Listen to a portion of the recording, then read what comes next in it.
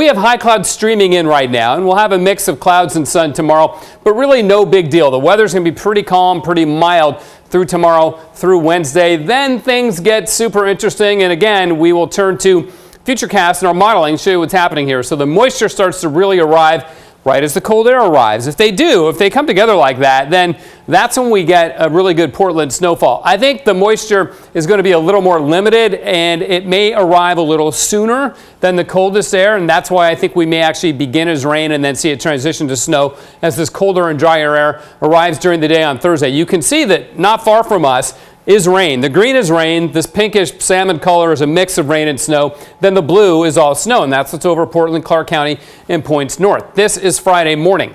So that's a very reasonable scenario to see it play out like that. The question is, of course, how much snow would we get? And that is still very uncertain at this point. So we're going to see that strong east wind deliver the Arctic air from the east side over to the Willamette Valley. Now, this won't be the same Arctic air that we were just showing you in Minnesota. It's more modified. It's not quite as cold, not nearly as cold. We'll keep it above zero, but still, it's going to be really cold and really dry air. Then as we go through the weekend, the east wind continues. We maintain the cold temperatures. The question is, will we see snowfall come in over the top and the moisture come in from the Pacific over the top of that cold air? And some scenarios say, yeah, there's going to be a lot. Others say, yeah, not so much. I'm leaning more towards that. What actually is more certain is how we get out of it on Monday. It looks like we'll see a surge of south winds as a stronger system comes in, and that'll warm us up, and we'll go back to more typical valley rain and mountain snow at that point. But this is one of our model forecasts showing about a ½ inch Thursday, another ½ inch into Friday, then really nothing until Sunday and into Monday. All told, that's about 1.5 inches of snow.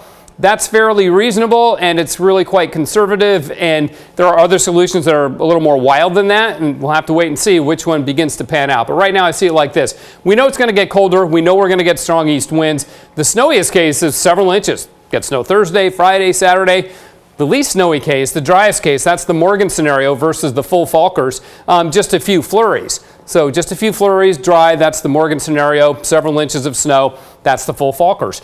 Most likely is a trace to 2 inches, so somewhere in the middle there, and we'll have to just wait and see how it pans out. Our high tomorrow about 44 and partly sunny, so tomorrow will be a good day, but you know, this is a really good time, and Keely touched on this, really good time to get ready for winter weather. It's going to get cold, it's going to get windy, make sure your battery is good, make sure your house is winterized, and be prepared for traveling in snow if you're going to be driving Thursday, Friday, Saturday, just in case it does turn snowy here in the valley. It's 46 right now, and the freezing level is already quite low. It's at 2,500 feet. So mostly cloudy tonight, partly sunny tomorrow. Again, pretty good. Still down around freezing tomorrow morning, but not as cold as it's going to get. Look, our morning lows tomorrow will be our highs on Friday and Saturday as we barely make it to freezing, and hopefully we'll end up with quite a bit of sunshine in the mix there too, ladies. All right, thanks, Matt.